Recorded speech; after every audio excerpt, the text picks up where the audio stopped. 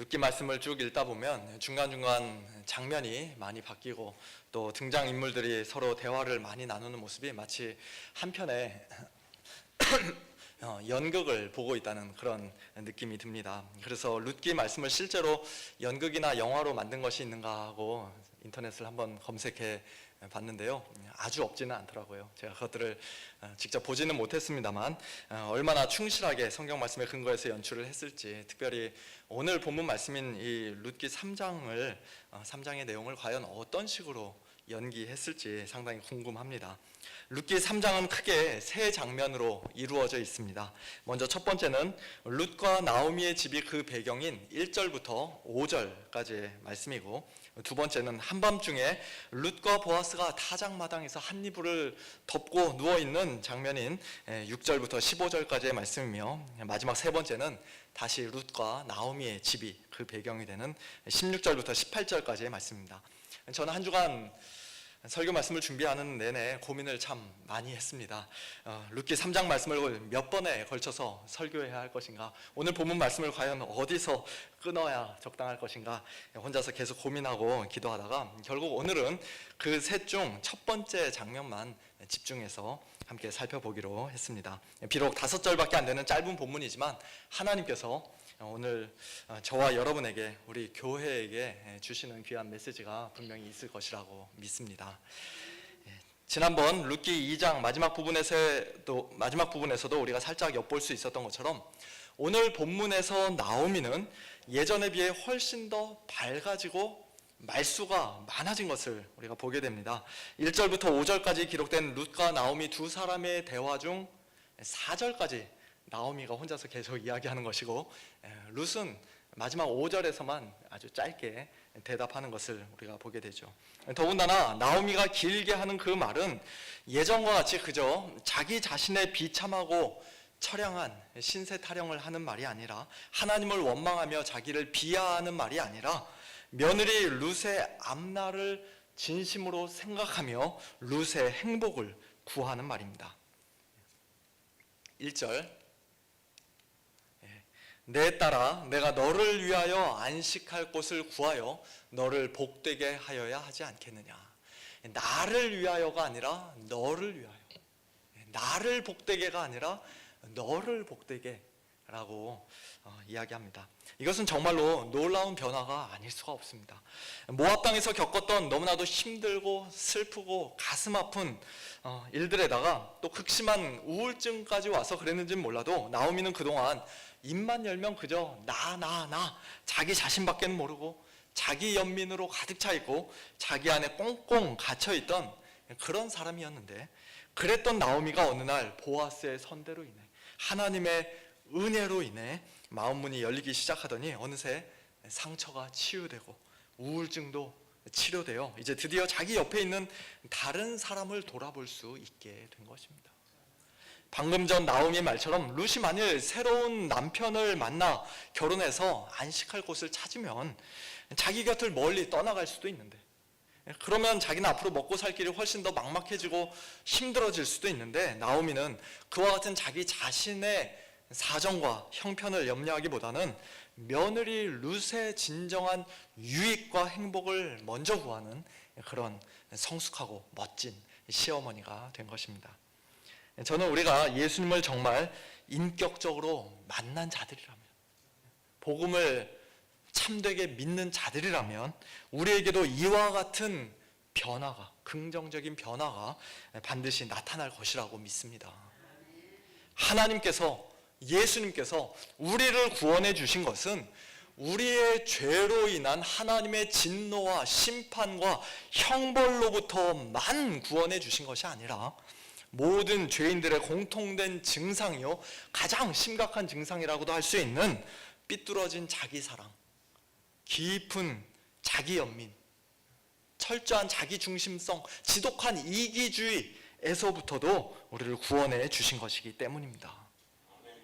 만약에 기독교가 우리 자신의 힘과 노력과 열심과 선행으로 구원받아야 하는 그런 종교라면, 우리는 당연히 남을 짓밟고서라도, 남을 올라타고 남들과 무한 경쟁을 해서라도 어떻게든지 그 구원을 쟁취하고 손에 넣어야겠죠.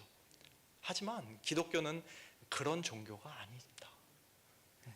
지난주의 설교 말씀처럼 우리 성도들은 우리의 어떤 행위로가 아니라 오직 은혜로, 오직 하나님의 은혜로 이미 구원받은 자들입니다. 다른 말로 하면 이제 우리는 우리가 구원받기 위해, 하나님께 인정받고 사랑받기 위해 다른 사람들과 치열하게 경쟁하거나 그들을 꼭 이겨야 할 필요가 없다는 것이에요. 나 자신에게 너무 과도하게 신경 쓰며 살아갈 필요가 전혀 없다는 것입니다.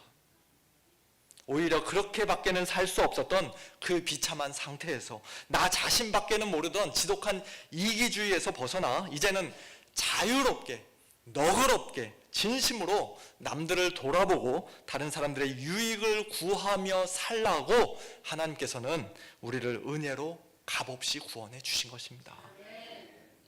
그래서 사도 바울은 고린도전서 10장에서 고린도 교회 성도들을 향해 이렇게 말씀합니다. 누구든지 자기의 유익을 구하지 말고 남의 유익을 구하라. 나와 같이 모든 일에 모든 사람을 기쁘게 하여 자신의 유익을 구하지 아니하고 많은 사람의 유익을 구하여 그들로 구원을 받게 하라. 또 고린도전서 13장에서는 참된 사랑은 자기의 유익을 구하지 않는 것이라고도 말씀합니다. 사랑하는 성도 여러분, 이 시간 여러분의 옆자리에 누가 앉으셨는지 고개를 한번 이렇게 돌려서 바라보시길 바랍니다. 한번 인사도 하시고요. 예. 식구들 말고 누가 앉아 계십니까? 그분들의 개인적인 사정이나 기도 제목을 혹시 알고 계십니까? 아니, 기도 제목, 개인적인 사정 이런 건 고사하고 그분들의 성함이라도 알고 계시나요? 네. 물론 우리 교회 출석하신 지 얼마 안 돼서 또는 개인적으로 교제할 기회가 그동안 별로 없어서 다른 성도님들의 이름, 성함을 우리가 잘 모를 수도 있습니다만, 그러나 성도 수가 수백 명, 수천 명도 아닌 우리 교회에서 우리가 서로 간의 이름도 모르고 함께 신앙생활을 하고 있다는 것은 솔직히 부끄러워해야 할 일이요, 하나님 앞에서 회개해야 할 일이 아닌가 싶습니다. 어떤 분은 이렇게 말씀하실 수도 있을 것 같아요. 나는 하나님께만 온전히 집중해서 예배드리기 위해 일부러 옆자리에 누가 앉는지 쳐다보지 않습니다. 신경도 안 씁니다. 하나님만 바라봅니다. 굉장히 경건하게 들립니다. 또 우리는 이런 이야기도 종종 듣습니다. 나는 그동안 교회에서 사람들 때문에 하도 상처를 많이 받아서 이제 사람들이라면 아주 지긋지긋합니다. 나는 오직 하나님만 바라보고 하나님 한 분만 의지하며 교회 다니고 신앙생활합니다. 충분히 이해할 수 있는 말입니다. 하지만 하나님께서 우리의 그와 같은 모습을 정말로 기뻐하실까요?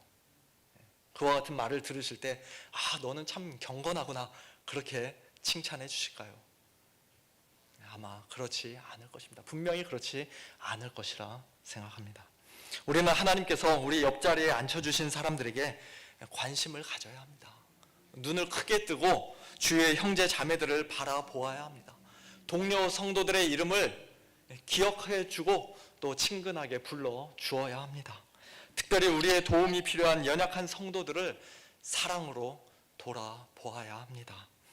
그들의 진정한 유익과 행복을 함께 진심으로 구해야 합니다. 왜냐하면 우리의 실제적인 도움과 물질적인 구제와 사랑의 돌봄이 필요한 분은 하늘에 계신 하나님이 아니라 우리의 이웃이요, 하나님께서 우리 옆자리에 앉혀주신 동료 성도들이기 때문입니다. 하나님은 우리의 도움 필요 없으세요.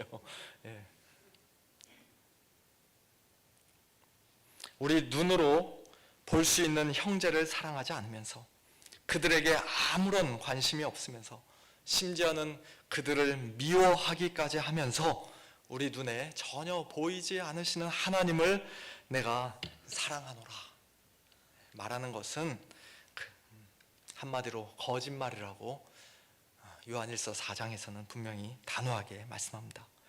하나님을 사랑하는 자는 또한 그 형제를 사랑하는 것이 마땅합니다.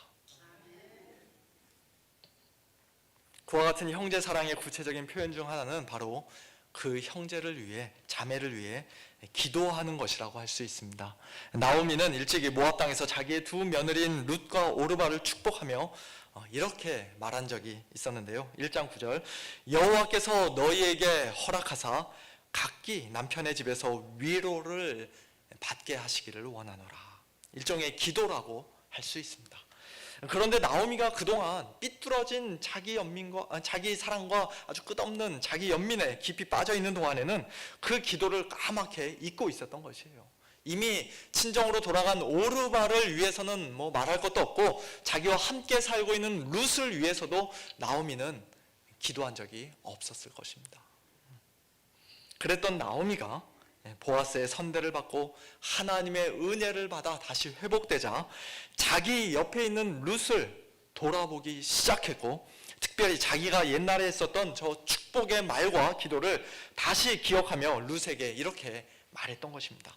내 딸아, 내가 너를 위하여 안식할 곳을 구하여 너를 복되게 하여야 하지 않겠느냐.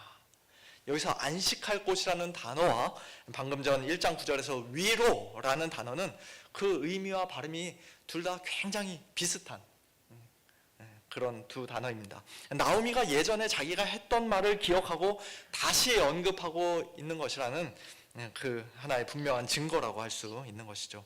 어쨌든 오늘 본문에서의 나오미처럼 은혜 받은 성도, 다시 회복된 성도, 더욱 성숙해진 성도는 형제 자매들을 위해 이전에 열심히 했던 그 기도를, 그러나 언제부터인가 중단되어 한동안 까먹고 있었던 그 기도를 다시 기억해내고 계속해서 이어가야 할 줄로 믿습니다.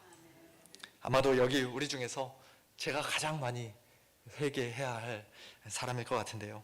당신을 위해서 기도하겠습니다라고 말해놓고는 조금 기도하다가 중간에 멈춰버린 적이, 심지어는 새까맣게 잊어버린 적이 우리가 얼마나 많이 있습니까? 나의 기도가 필요한 그 형제의 영적 유익과 진정한 복을 구하는 그런 성숙하고 이타적인 사랑보다는 그저 나만을 생각하며 나의 시간과 에너지를 그 사람을 위해 조금이라도 쓰기를 꺼려하는 그런 미성숙하고 이기적인 사랑이 훨씬 더 컸기 때문일 것입니다. 바라기는 우리 모두의 삶 속에 다시 기도가 회복되기를 원합니다. 하나님 앞에 더욱더 겸손히 무릎 꿇는 자들이 되기를 원합니다. 그저 나만을 위한 기도가 아니라, 물론 우리 자신을 위해서도 당연히 기도해야 합니다만, 그 범위를 더욱 넓혀서 함께 살고 있는 우리의 가족들을 위해, 우리 교회 식구들을 위해, 선교사님들을 위해, 또 주위에 믿지 않는 영혼들을 위해, 그리고 우리가 살고 있는 이 미국 땅과 또 우리의 사랑하는 조국 대한민국을 위해서도 우리가 하나님 앞에 엎드려 간절히 기도하는 자들 되기를 간절히 원합니다. 자, 오늘 본문에서 나오미는 그렇게 자신의 옛날 기도를 다시 기억해냈을 뿐만 아니라 그 기도가 응답되어지는 일에 또한 자기가 귀한 도구로 쓰임받기를 원했습니다. 하나님께서 너에게 좋은 남편 주시고 안식할 곳 주시기를 위해 우리 함께 기도하자, 거기서 멈췄던 것이 아니라 굉장히 적극적으로 룻에게 말하는 나오미의 모습을 우리가 보게 됩니다. 내가 너를 위하여 안식할 곳을 구하여 너를 복되게 하여야 하지 않겠느냐. 내가 라고 말하죠. 내가. 자기가 그렇게 할 수 있는 능력은 없어요. 그러나 하나님을 의지하면서 내가 그 일에 쓰임받고 싶다 라고 말하는 것입니다. 우리는 보통 기도로 하나님께 완전히 맡겨드리는 것과 내가 적극적으로 무엇인가를 하는 것, 그 두 가지는 서로 완전히 모순되고 상충되는 것이라고 생각할 때가 많이 있는데요. 그러나 오늘 본문에서의 나오미는 그 둘의 완벽한 조화를 우리에게 보여주고 있습니다. 2절부터는 나오미가 룻을 위해 더욱 적극적으로, 주도적으로 계획을 세우고 굉장히 구체적으로 매우 지혜롭게 지시하고 명령하는 것을 우리가 보게 됩니다. 네가 함께하던 하녀들을 둔 보아스는 우리의 친족이 아니냐. 하나님께서 룻을 위해 친히 예비해 주신 그 안식할 곳과 위로가 바로 보아스 자신일 수도 있겠구나라는 그런 생각을 나오미는 하게 된 것이에요. 그리고 언제 어떻게 누구를 통해서 첩보를 입수했는지 우리가 알 수는 없지만 보아스가 오늘 밤에 타작마당에서 보리를 까부르고 키질할 것이라는 그 사실도 나오미는 이미 다 알고 룻에게 알려줍니다. 계속 이어지는 3절과 4절 나오미의 말은 한 걸음 더 나아가 매우 충격적이기까지 합니다.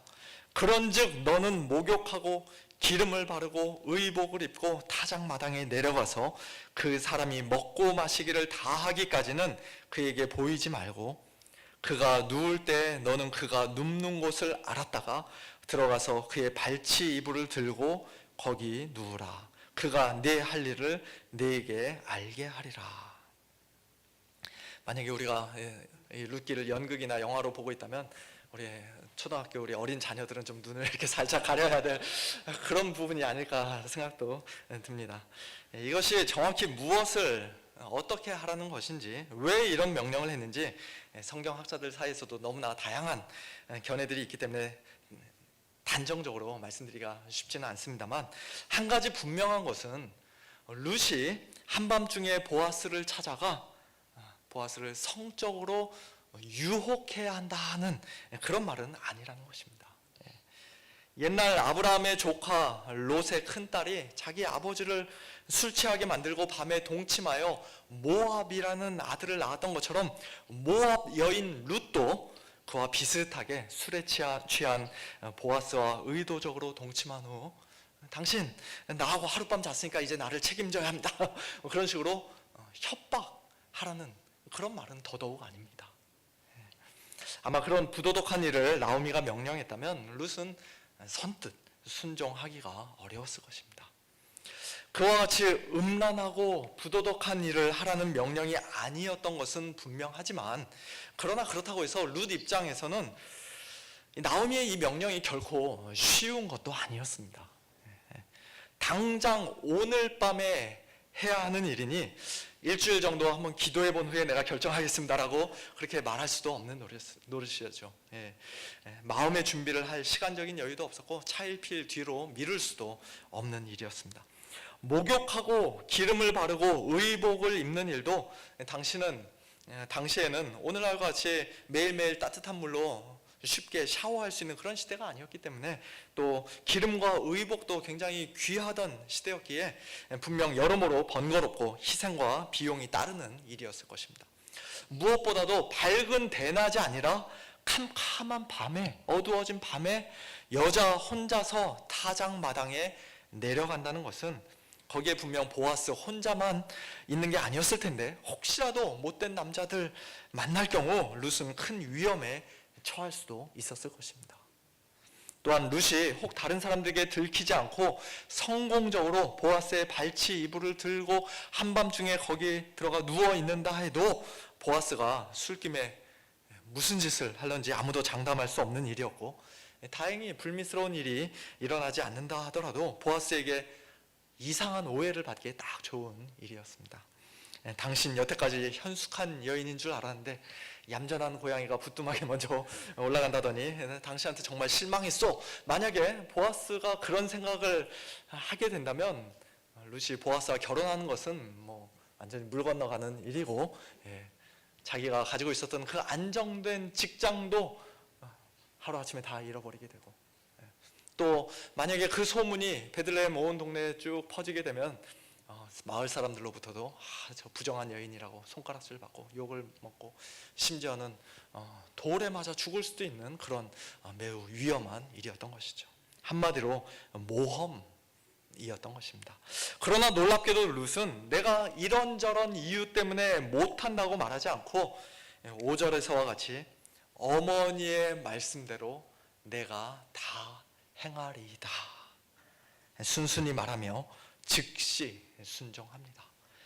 다음 주에 우리가 좀 더 자세히 살펴보겠습니다만, 룻은 돈 많은 남자 만나서 소위 자기 팔자 한번 제대로 고쳐보자는 그런 불순한 동기 때문이 아니라, 신데렐라가 되고 공주가 되어보고 싶다는 그런 욕심과 탐욕 때문이 아니라, 자기의 친족이요 기업 물을 자인 보아스를 통해 엘리멜렉의 몰락한 집안을 다시 일으키고 죽은 남편의 대를 잇고 또 시어머니 나오미를 기쁘시게 하고자 하는 그런 막중한 사명 때문에, 비록 어렵고 당황스럽고 위험천만한 명령이었을지라도 시어머니의 그 말씀에 군말 없이 순종했던 것입니다.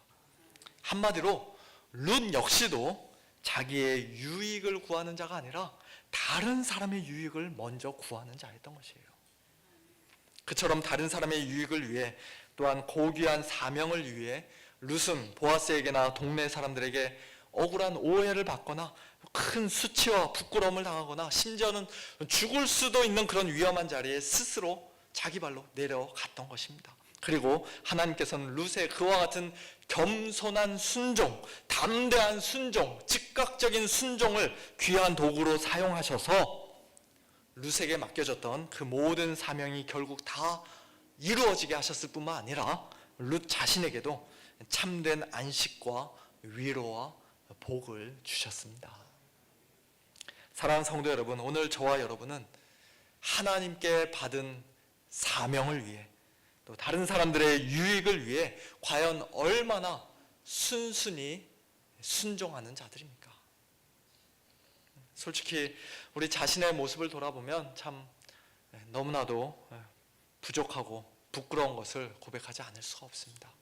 하나님께서 귀한 사명을 우리에게 맡겨주시고 다른 사람들 잘 섬기라고 귀한 직분과 다양한 은사도 저와 여러분에게 많이 부어주셨는데 하나님의 기뻐하시는 뜻을 행하고 하나님의 명령 순종하는 일에 우리는 너무 어렵고 힘들다는 핑계로, 너무 바쁘고 분주하다는 핑계로, 너무 위험하고 불확실하다는 핑계로, 또는 이 사람 저 사람 핑계로 어떻게든지 순종하지 못할 이유들만 열심히 계속해서 찾고 있는 것은 아닌지, 우리의 불순종을 합리화하고 있는 것은 아닌지 모르겠습니다.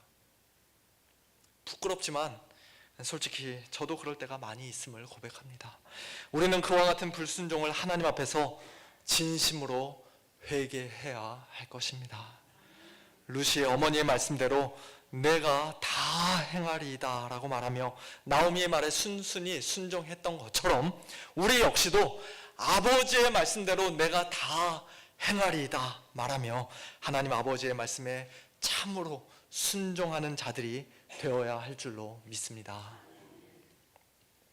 이처럼 순종하는 일이 너무나도 귀한 일이요, 중요한 일이면 틀림이 없습니다만, 그러나 감사하게도 저와 여러분의 구원은, 우리의 진정한 안식과 위로는 우리 자신의 연약하고 불완전하고 부끄러운 순종에 달려있지 않다는 사실을 우리는 이 아침에 다시 한번 기억해야 할 것입니다.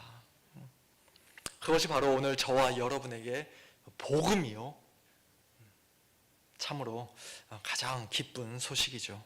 우리는 하나님의 말씀에 순종하기는커녕 원래 이 세상 풍조에 순종하고 우리 마음의 욕심에 순종하고 공중권세 잡은 자, 곧 지금 불순종의 아들들 가운데서 역사하는 악한 영, 사탄 마귀에게 순종하던 본질상 진노의 자녀들이었는데, 그런 저와 여러분을 살려주시고 구원해 주시기 위해, 하나님께 참으로 순종하는 자들이 되게 하시기 위해 예수님은 하나님의 모든 말씀에 말 그대로 100% 온전히 완전히 다 순종해 주셨습니다.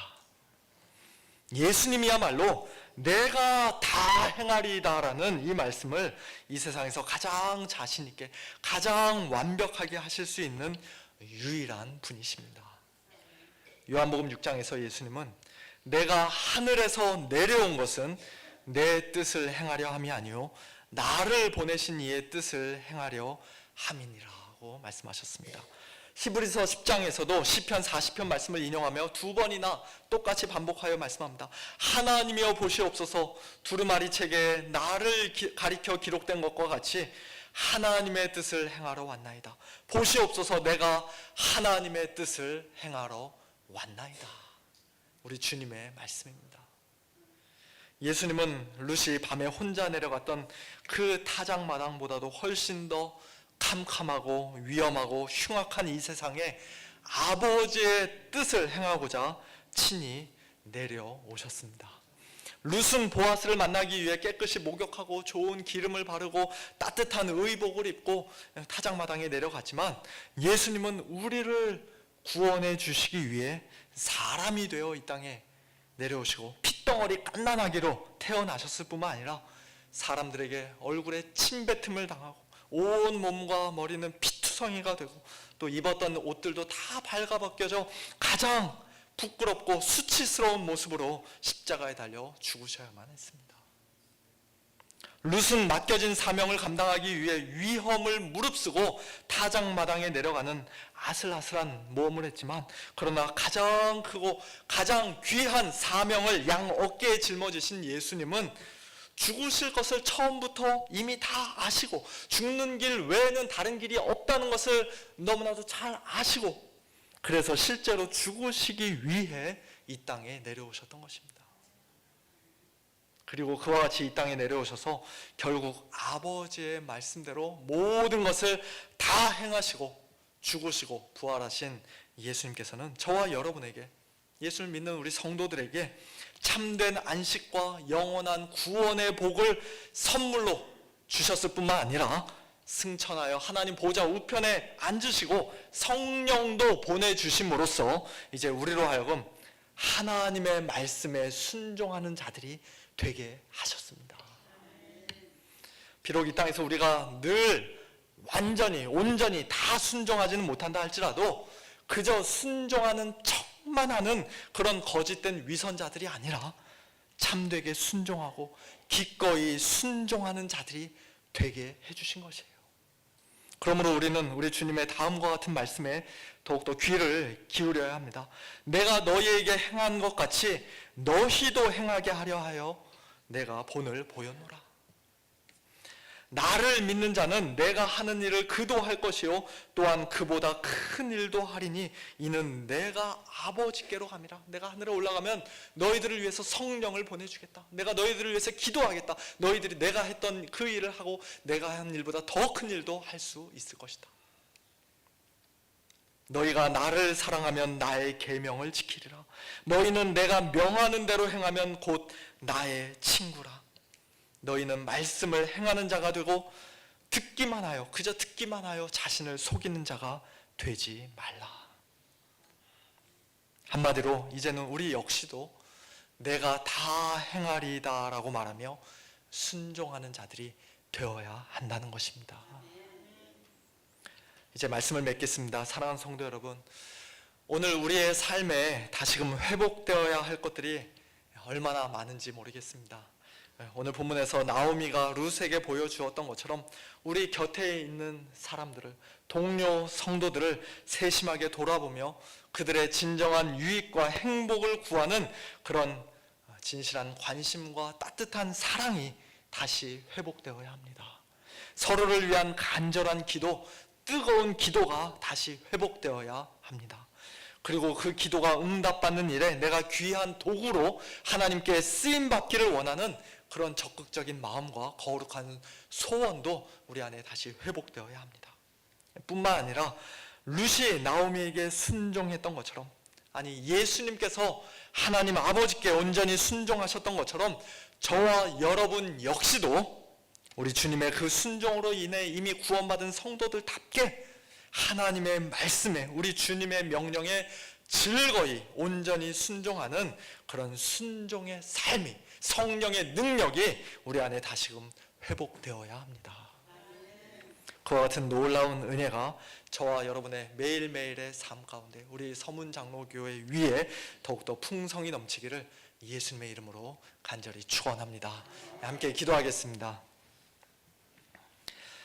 하나님 아버지 감사합니다. 저희들은 비록 오늘 룻과 같이, 아니 우리 주님과 같이 내가 다 행하리이다 라고 자신 있게 말할 수 없는 자들이요, 온전히 순종하는 일에 이미 수도 없이 많이 실패한 자들이지만, 그런 저희들을 위해 주님께서 이 악하고 어두운 세상에 친히 내려오셔서 죽기까지 온전한 순종 다 이루어 주시고 하나님의 뜻을 다 행하여 주셔서 하나님의 택하신 백성들을 구원하여 주시고 참된 안식과 복을 저희들에게 선물로 주시니 감사를 드립니다. 이 귀한 은혜를 받은 성도들답게 저희들 남은 생에 더욱더 기쁨으로 즐거움으로 하나님의 뜻을 행하며 살게 하시고 성령의 능력으로 하나님께 순종하며 살게 하여 주시옵소서. 저희들의 삶 속에 서로를 향한 진실한 사랑과 관심, 간절한 기도도 회복하여 주셔서 우리 서문 장로교회가 지금보다 더욱더 건강하고 성숙한 교회로 든든히 세워질 수 있도록 은혜를 베풀어 주시옵소서. 감사드리며 예수님의 이름으로 기도하옵나이다. 아멘. 우리 다 같이 찬송가 320